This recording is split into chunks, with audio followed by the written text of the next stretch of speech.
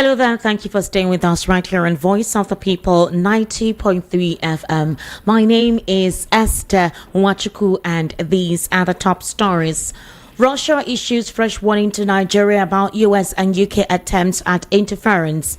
PDP reacts to crisis in Rivers State ahead of local government election, picks side. Whistleblower Isaac Bristol released from Kuje prison after meeting bail conditions. Bandits invade multiple mosques in Katsina, disrupt Jumat prayers. And World Bank approves $500 million loan to President Tinubu's government. Details now. The world news at 6 begins with the Russian government issuing a fresh warning to Nigeria, alleging that the United States and the United Kingdom are attempting to interfere in the country's internal affairs and sabotage its bilateral relations with Russia. This is as the Russian embassy in Nigeria has denied any involvement in the October 1st hunger protest that rocked the country. In a letter addressed to the Nigerian Ministry of Foreign Affairs, Russia's official press secretary Yuri Paramonov stated that his country respects Nigeria's sovereignty and adheres to the principle of non-interference in internal affairs. Russia has accused Western countries, particularly the United States, the United Kingdom, and Ukraine, of spreading baseless accusations about its involvement in the protests. The Russian embassy cited statements by U.S. Secretary of State Antony Blinken, former director of the British Council in Nigeria David Roberts, and the ambassador of Ukraine to Nigeria Ivan Koloshenko as examples of unfounded claims. You recall during the End Bad Governance protest, some residents in Kano were flying the Russian flag, calling for Russian interference within the Nigerian government administration. Russia has therefore denied it being responsible for any of its End Bad Governance protests or the Fearless October protest, which was currently concluded. Now, the People's Democratic Party has thrown its weight behind Governor Similai Fubara, urging the people of Rivers State to participate in the local government elections scheduled for Saturday, October 5, 2024. The support for Governor Fubara comes despite the party's state chapter, led by former Governor Nyesom Wike, having previously vowed to boycott the election. Now, it should be noted that there is an ongoing rift between Wike and Fubara, allegedly over the control of the political structure in the state. In a statement issued by National Publicity Secretary Debo Olunigaba, the PDP charged the people of Rivers State to assert their sovereignty and constitutional right to vote. The party said that the right to participate in the election cannot be abridged or appropriated by any person, group or organization. The PDP also condemned the alleged attempt by the APC-controlled police to disrupt the election, citing the reported invasion of Rivers State Independent Electoral Commission facilities. The party described this as a direct affront to democracy and the rule of law. The PDP therefore called on Nigerians and the international community to hold the APC and the Inspector General of Police responsible should there be any breakdown of law and order in Rivers State. The party reminded the police chief of his constitutional duty to provide a secure environment for the election. Meanwhile, renowned whistleblower investigative journalist Isaac Bristol, also known as at PDM Nigeria on X, who was being in Kuje prison all this while, has been released after fulfilling his bail conditions.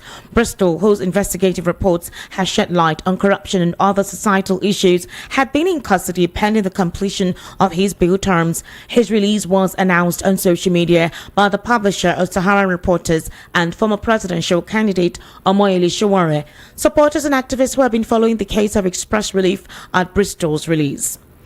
Elsewhere, bandits armed with dangerous weapons invaded Dan Ali, a community in Damusa local government area of Katsina State today, disrupting Jumat prayers in multiple mosques. A source within the community who confirmed the incident said the assailants stormed the areas, firing sporadically, causing panic and forcing worshippers to flee. The source, who wished to remain anonymous, pleaded with the relevant security agencies for reinforcement, adding that the bandits are giving the communities a tough time. According to him, bandits have been preventing farmers from entering their farmlands in Dan Ali and surrounding areas for over a week, including Gwajo, Dangane, Tudun, Tasha Kandaye, and Tasha Biri.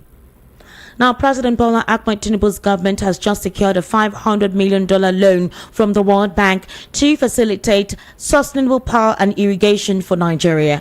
The initiative, VOP News understands, aims to mitigate challenges arising from climate change. The Regional Director of Sustainable Infrastructure Development for West and Central Africa at the World Bank, Chakib Janene, disclosed the loan details during a meeting on Thursday with Professor Joseph Utsev, the Minister of Water Resources and Sanitation in Abuja. Janine indicated that the SPIN projects received approval during the World Bank's board meeting held on September 26 and is set to commence in January 2025. He explained that the project is intended to tackle climate-related challenges such as floods and droughts by enhancing dam safety, improving water resource management, and expanding irrigation services. The World Bank director noted that the initiative will benefit around 950,000 individuals, including farmers and livestock producers. Janine underscored the importance of Nigeria continuing its preparations to fulfill the remaining conditions necessary for the project's successful implementation by the January 2025 deadline. Now, you're currently listening to the World News at 6 on Voice of the People, 90.3 FM. It's time for a news analysis segment. And I have right here in the studio Mr. Peter Anosike. Peter Anosike is a political, national and social affairs commentator. Peter Anosike will be responding to some questions, very important questions posed at him. So, Mr. Peter Anosike, good evening and thank you for joining me today on the World News at 6. Thank you for having me. It's a TGIF today, right? But I don't know if a lot of us will celebrate it concerning how things have been recently. Let's start with the Russian government issuing a fresh warning to Nigeria, telling them that it is the United States and the United Kingdom that intends to cause chaos in the country, or rather cause chaos between them in terms of bilateral relations. According to them, they actually have no ill feeling towards the Nigerian people. In fact, you know that during the End Bad Governance protests, we saw in some states, specifically in the northern region, where they were raising the Russian flag, asking for Vladimir Putin to come and help intervene or control their government or something, whatever the case may be. And of course, the Russian embassy reacted at the time. But then again, we have the October 1 protest. There are rumors that there are some foreign mercenaries being invited by the Russian people to create chaos within the Nigerian polity. Now, the Russian government had to write publicly to the Nigerian government saying that it is the United States and the United Kingdom who are attempting to interfere in the country's internal affairs and sabotage its bilateral relations with Russia. At what point is that happening? Like, how come the Russian government is blaming the UK and of course the US for whatever fraught relationship that may arise between Nigeria and Russia? Well, the truth is that right now there's a scramble for West Africa. Okay. There's a big scramble for West Africa, and Russia appear to be winning. Really? Russia appear to be winning because when France and the United States were chased out of Niger, Russia moved in. So Russia is now in Mali, in Burkina Faso and Niger. Wow. And their economy is doing very well. Okay, hear this. Somebody right now just stated that the collapsing of the US dollar or petrodollar has something to do with Yahudi, Arab and Farisi land and water resources, and the conflict there is driven by some Russia and Anglo-Saxon alliances. Is that a conspiracy, or is there any element of truth in that? I say there's a scrambling, there's competition between Russia and the Western world over the countries in West Africa. Okay. So United States and Britain want to fend off Russia from Nigeria. Mind you, Nigeria has the biggest market in Africa, yes, going by our population. True. So and United States and Britain may want to use any trick to incite Nigeria against the Russians. Okay, can you help me cite examples? I really want to understand something, because the situation here is this. We saw what happened in the End Bad Governance protests, right?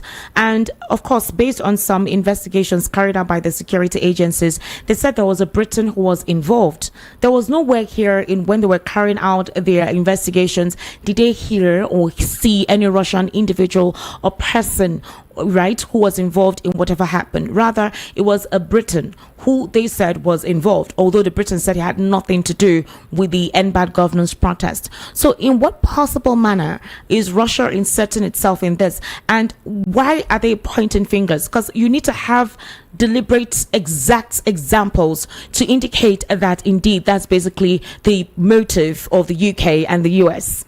So I say there's a competition, there's scrambling for West Africa.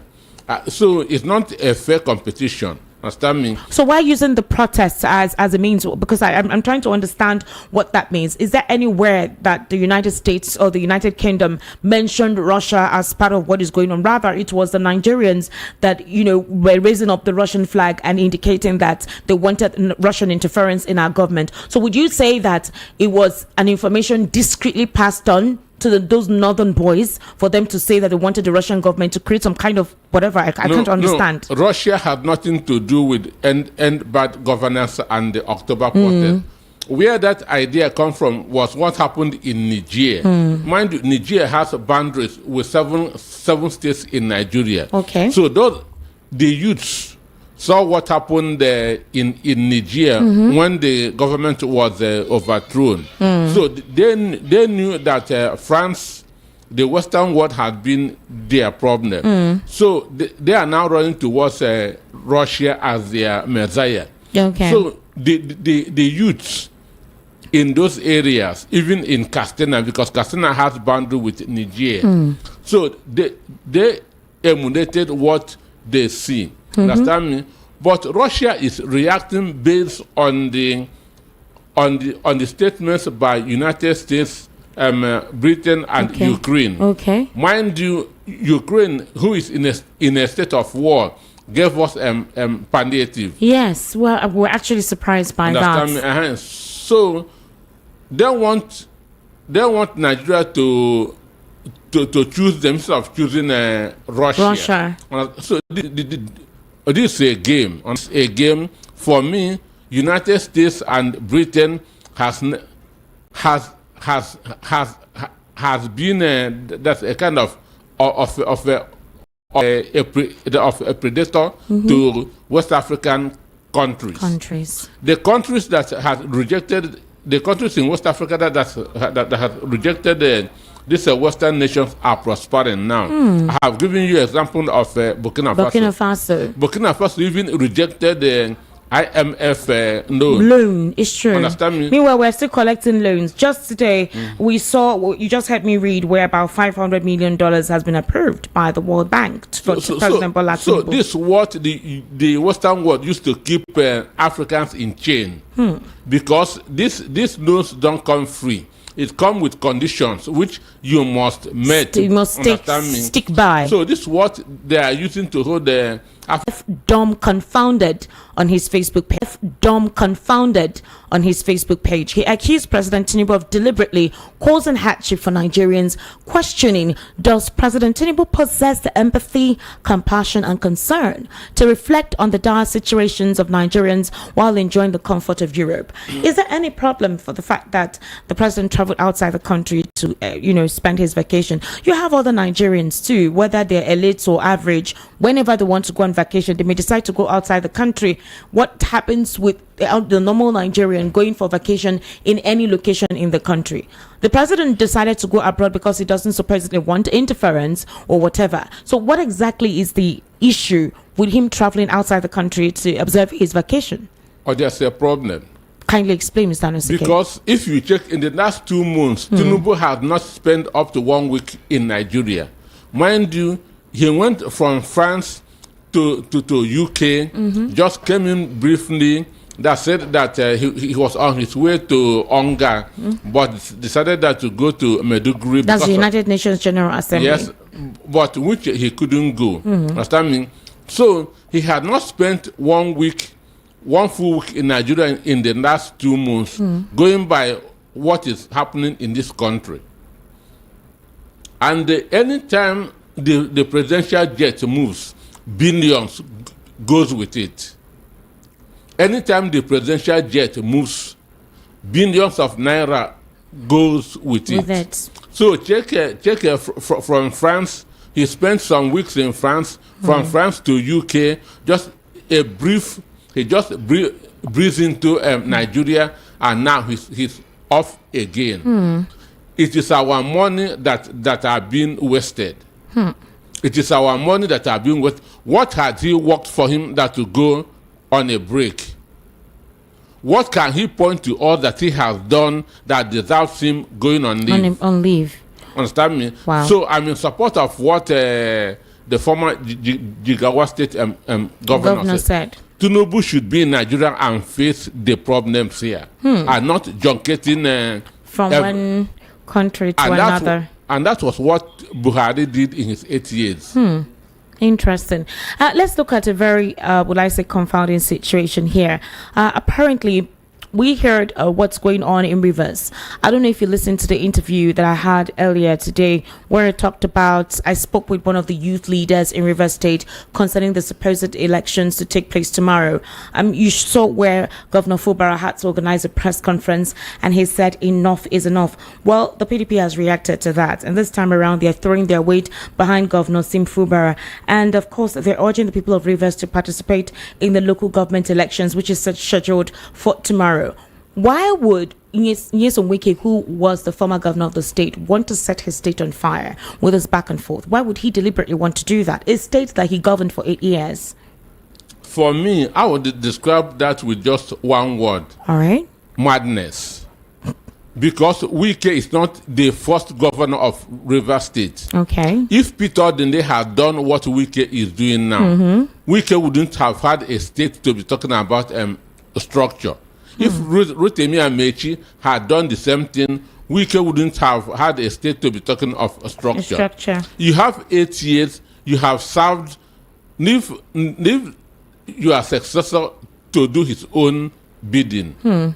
The people of Rivers State voted for Sim Fubara, not for Wike. Wike should face his own responsibility in Abuja and let Fubara face his own in Rivers State. Understand me? So for me, what Wike is doing is just to hold Fubara hostage. Then by 2026-27, they said that Fubara's tenure was a failure, that he didn't do anything. Meanwhile, it was marred with instability. Meanwhile, it was Wike is the problem. Let's look at Anke Briggs towards what you just said as your last statement when you talked about being held hostage. Anke Briggs, a human rights activist, has said that Governor Sim Fubara and the people of Rivers State are being held hostage. She said the hostage was because of an agreement Fubara had with the Rivers State immediate former governor Nyesom Wike, and Mrs. Briggs noted that Wike bought governorship nomination for Fubara, and she added that Wike was also instrumental in seeing that the 13 persons that bought the nomination forms gave up their ambition for Fubara in line with the political geographical consideration in the state. Now, she made this statement on Arise Television. She said that she regretted that the people of Rivers are the ones suffering the effect of the political battle between the minister of the FCT, Wike, and Governor Fubara. So do you think that possibly because Wike was the one who supposedly smoothed the path for Fubara, all right, that's the reason why he feels Fubara ought to be 100% obligated to him? And now that that's not taking place, that's why we're seeing what we're seeing right now in Rivers. Ever since that man was inaugurated as a governor of Rivers State, it's been one political turmoil, one political upheaval or the other. Do you agree with Anke Briggs? I agree totally, because one, when somebody buys a nomination form for you, he has become your godfather or godmother. But Fubara could have also bought this nomination form for himself, because for the past 10 years, he was accountant general of Rivers State. So he has money to buy his own form. But Wike want to say, I gave you this. So there's something vital she said. She said Wike was instrumental in seeing that 13 other persons that also bought the nomination forms gave up their contests for Fubara. In other words, if he hadn't interfered, if he hadn't been the pioneer, that it would have been a tough call for Fubara. He may not even have been picked to represent the party in PDP. That's what Anke Briggs is saying, and that's why she's saying that this battle between both of them is ongoing, because Wike feels he did all he could to ensure that Fubara gets there, and now Fubara is there, and he's not supposedly, abiding by whatever agreement they both have. That's a fact. That's a fact. That's a fact, because if not what Wike did, if not all the protection that Wike gave to him, mind you, EFCC had declared the Fubara wanted before but Wike shielded him. But you have also been shielded. You are not the first governor. Amechi was instrumental to your Jonathan was instrumental to you becoming a governor, understand, in 2015. But the condition that you are giving to Wike, Jonathan did not give it to you. Understand me? So Fubara should be given a free hand to run the state. That is my concern. I don't have any sympathy for Fubara. All right. I'm just trying to be objective, because he and Wike are the same thing. It is them that rigged the election in 2023 in Rivers State. Now, I'm sure you listened. I don't know if you heard about what Tony Okocha said on live television with Chamberlain Uso. How they rigged the election. Yes, he said that they actually rig elections. I think on that particular conversation or interview, Emeka Beckett too was also there. He was calling Beckett's name as to, we do it together. You know how we do it. But although Beckett was trying to distance himself, but we saw that Tony Okocha, that's not the first time he's coming out publicly via the press to say that they mutilated or they actually induced or influenced the outcome of elections in Rivers State, which made a lot of people start asking questions that, does this authenticate the speculation that the 2023 elections that was conducted last year, that indeed Rivers State, APC did not win the state, but rather the Labour Party or the PDP won the state? If we could hear what Okocha just said, that during the time of Amechi, that was basically how they were able to inflate the results, the election results at the time.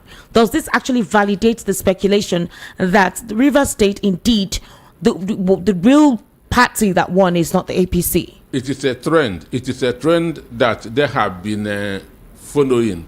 He said that under Amechi, that they will sit at a particular spot and write results, and now give INEC to announce. And then aside from that, he also said that even at the courts, so they settle the judges. Sometimes he even made mention of the fact that the appeal court will advise them on how to go about it. So all the avenues through which the process would go had already been sorted out. If that is the case, what happens in 2027? If already there is a method, everybody already understands the method, because the real situation now in Rivers is the fact that the court is also contributing to the quagmire there, with the back and forth orders coming left and right. The Federal High Court statement conviction is there. The State High Court conviction is also there. What would you say to that?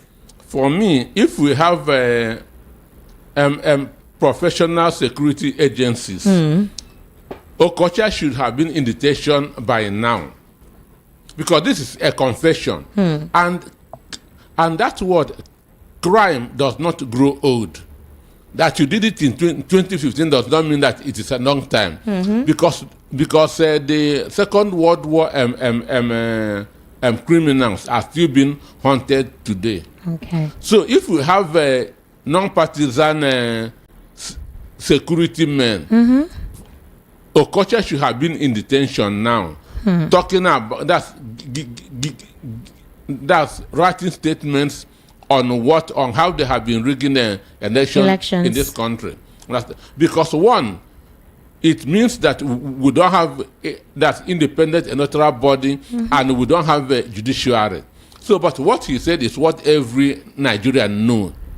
That there's no difference between our judges and the touts on Lagos Road. Let me ask you a question, Mr. Pitanosike.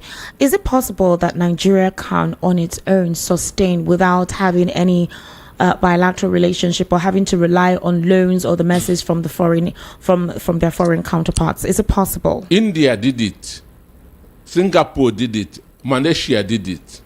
Understand me? You develop your economy from within, not from without. So now that this is happening, because the president just secured $500 million loan from the World Bank to facilitate sustainable power and irrigation for Nigeria. Recall that just 2 or 3 months ago, the administration of President Bola Ahmed Tinubu also got loans as well for women education and other economic policies being implemented by this administration. If that is the case, does it mean that at every point in time these loans are given, we will have to adhere to the dictates of the World Bank or the IMF, because those could be part of the criteria or conditions for those loans being granted? Esther, let me tell you, any child born in Nigeria today is indebted to 510,000 naira. Any child born in Nigeria today is already in debt of 510,000 naira. That's borrowed money that he didn't even know anything about how it came about. Any child born in this country today, and it is getting worse. Tinubu is using over 60% of the budget in debt servicing. Then which one will go for capital projects? That's why Nigeria will never develop under this APC government. Because according to what the World Bank is saying, that for this particular $500 million loan, it aims to mitigate challenges arising from climate change. Does Nigeria look like a country having measures to battle climate change, or working on anything, any project whatsoever to battle climate change? Literally, we're battling to eat. Our biggest problem is hunger. And that should be our major concern. God blessed Nigeria in terms of weather conditions. Check what is happening in the state of Arizona, some part of California, and so on. It can never happen in Nigeria. Understand me? It can never happen in Nigeria. We have the best weather condition in the world. All right, Mr. Noseke, let's look at Nnamdi Kanu's legal team. They are actually saying that Nnamdi Kanu, who of course say that they're accusing the federal government of being unwilling to continue with Nnamdi Kanu's trial, and they're insensitive to insecurity in the southeast. This is from his legal counsel, Aloy Ejimako. Now, basically, this is not the first time we've been hearing Aloy Ejimako make this statement, but they're actually saying that these particular impromptu press conference that they held on Wednesday evening, where they gave reasons as to why Nnamdi Kanu requested the recusal of the Federal High Court Judge Justice Binta Nyako from handling Nnamdi Kanu's case on September 24. Ejimako said Kanu and his legal team had complained several times, filed several motions before the High Court, submitting evidence that where Kanu is being detained complicates his preparation for trial. And they said this is because of several unconstitutional incidents and actions of the Department of State Services. So the question is this: they're asking for a clean room. He is not in a clean room, and that the DSS continue to interdict their documents. That is, any document they present, they have access to it, or they write on it or something, and that each time they go there, under Section 36 of the Nigerian Constitution, that most of the things that actually they do, that's the DSS do, is wrong. And that they said it is constitutional right to adequate facility to prepare his defense and to interact with his counsels in an atmosphere of confidentiality, free from any interference whatsoever. So with all of this being said, are they being actually true? Is it being true that there's a deliberate effort from, the administration, that is this administration, to forestall the furtherance of his trial? The truth is that federal government has nothing to try Nnamdi Kanu on. Okay. They have absolute nothing to try Nnamdi Kanu on. If they have, they will have jailed him long time ago. Sam Amadi, everybody knows him, said that Binta Nyako told him that it will be hard to convict Nnamdi Kanu on this case. So what they are just doing is what Fenda called parambunating. Understand? Parambunating to the detriment of what? The deteriorating condition of someone's health? Because that's what they are, because they cannot convict him of any crime. Okay. For me, the culprit in this case, the offender in this case is federal government, not Nnamdi Kanu.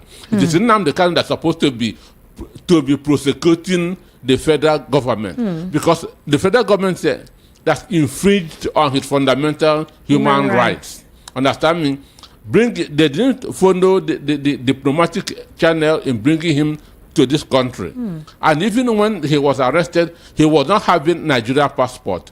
Rather, he was having a UK passport, which means at that point in time, he was a UK citizen, not a Nigerian citizen. Okay. Understand me? So it is Nnamdi Kanu that's supposed to be prosecuting the federal government, not the other way around. But Aloy has said something that there's a deliberate attempt, especially from some Southeasterners, to shield the president from having to quickly intervene in this particular case. For example, if the president is bothered enough by this matter, he could say, okay, you know what, set up a committee. Let's see how this whole thing can be politically resolved. Is it true that there is a tendency that there are some Southeastern political elites who actually want him to be continued, who actually want his continued incarceration? Is it possible? Some politicians in the Southeast are afraid of his not understand me. For how Popularity. the loyalty he has amassed over time. Popularity. They feel that if Nnamdi Kanu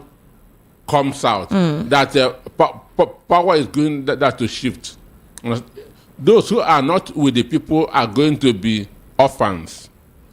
So some people are very comfortable that Nnamdi Kanu is there. So are we saying that the letter that was written by some members of the House of Rep the last time, all the Southeastern governors to coming together to write to the Attorney General of the Federation, as well as all the House of Rep members, I'm sure you can remember at the time, all of that is just a charade? 60 of them. 60 of them, exactly. So are we saying that that's just a charade? Even elders have written, tried to, Ohaneze Indibo as well, whether the faction, both factions, they've all written. So if this is what is on ground, then who are these supposed Southeastern political elites who want his continuous incarceration? Well, some people might do something in the afternoon, in the night, they will go and do that's another thing.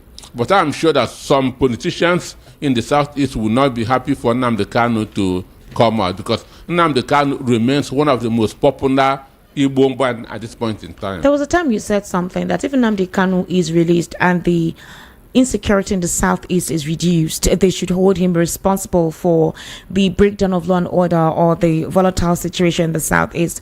If that is the case that actually takes place, would you still hold on to that statement?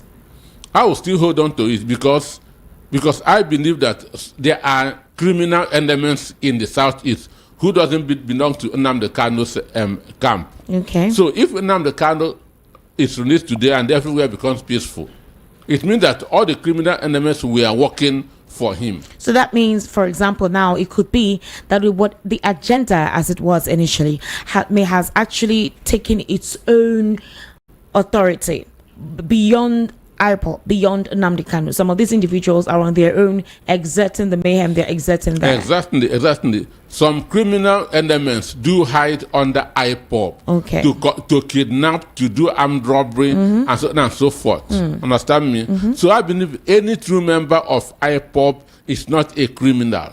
But some criminal elements hide under IPOP. And Nnamdi Kanu is not in control of these people. So even if Nnamdi Kanu comes out today, they will still continue with what they are doing. Wow. Mr. Peter Anosike, I want to say thank you so much for taking your time to respond to some of the questions that I just asked you at this very moment. I sincerely do appreciate you coming on the World News at 6 to give us insight and share your perspective on some of the questions posed at you. Thank you for having me. You're welcome. And now to wrap up the world news at 6, here again are the top stories. Russia issues fresh warning to Nigeria about United States and UK attempts at interference. PDP reacts to crisis in Rivers State ahead of local government election. Pick side. Whistleblower Isaac Bristol released from Kuje prison after meeting bail conditions. Bandits invade multiple mosques in Katsina, disrupt Juma prayers. And the World Bank approves $500 million loan to President Tinubu's government. That's a wrap on the World News at 6. My name is Esther Mwachuku. Good evening and thank you for listening.